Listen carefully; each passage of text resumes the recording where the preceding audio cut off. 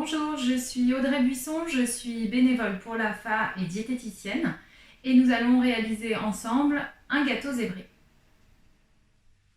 Pour cette recette, nous allons avoir besoin de 300 g de farine, de 4 œufs, de 175 g de sucre, j'ai choisi ici du sucre de canne, de 125 g d'huile neutre, comme l'huile de tournesol par exemple, de 150 ml de lait.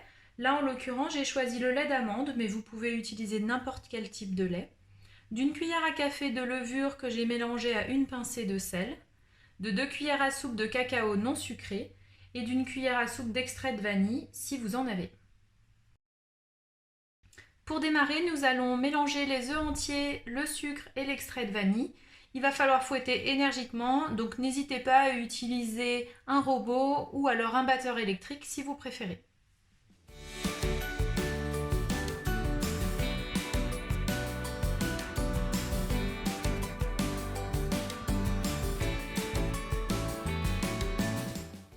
Une fois que le mélange est bien mousseux et que le sucre a été dissous, vous allez pouvoir ajouter le lait et l'huile et mélanger de nouveau.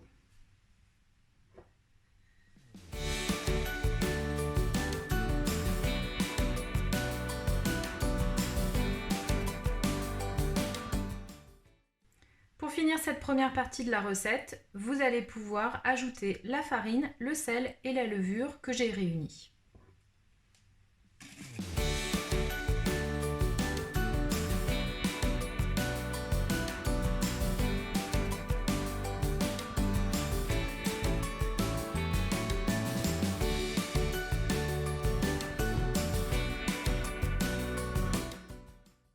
Une fois que la pâte est bien homogène, bien mélangée, vous pouvez la séparer en deux, comme on le fait pour un gâteau marbré par exemple, et nous allons ajouter le cacao dans une des pâtes.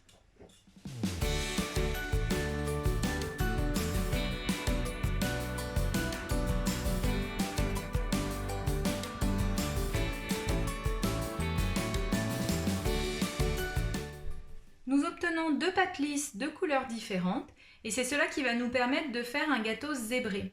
La particularité, c'est qu'il va falloir être très patient pour la suite de la recette puisque nous allons monter les couches de gâteau les unes à la suite des autres pour donner cet effet zébré. Comme vous pouvez le voir, j'utilise pour cette recette un moule rond qui doit faire au moins 22 cm et nous allons empiler les couches les unes à la suite des autres. Donc, vous pouvez mettre à peu près une cuillère à soupe ou deux au centre.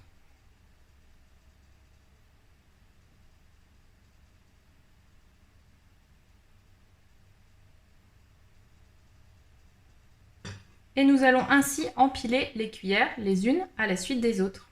C'est ce qui fait que cette recette peut être particulièrement longue. N'hésitez pas à attendre un peu entre chaque couche pour que la pâte ait le temps d'un peu s'étirer.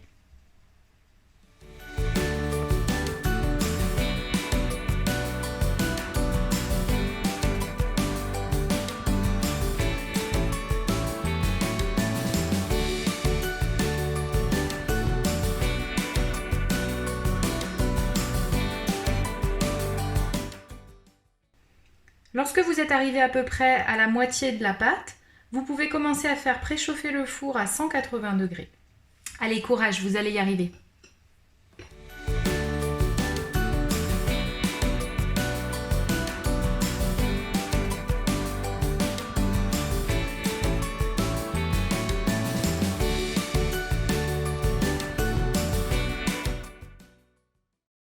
C'est parti pour 30 à 35 minutes de cuisson dans le four qui est donc à 180 degrés. Voilà, le gâteau est cuit. Vous pouvez attendre 5 minutes avant de le démouler et vous pourrez le déguster une fois qu'il sera tiède. J'espère que cette nouvelle recette vous a plu et que vous n'avez pas perdu patience. N'hésitez pas à varier le type de lait ou d'huile qui peut être utilisé pour cette recette selon votre goût et votre tolérance digestive. Et si vous souhaitez avoir d'autres idées de recettes, n'hésitez pas à vous rendre sur le site de l'AFA ou sur la plateforme mickeyconnect.com. Je vous dis à bientôt pour de nouvelles recettes.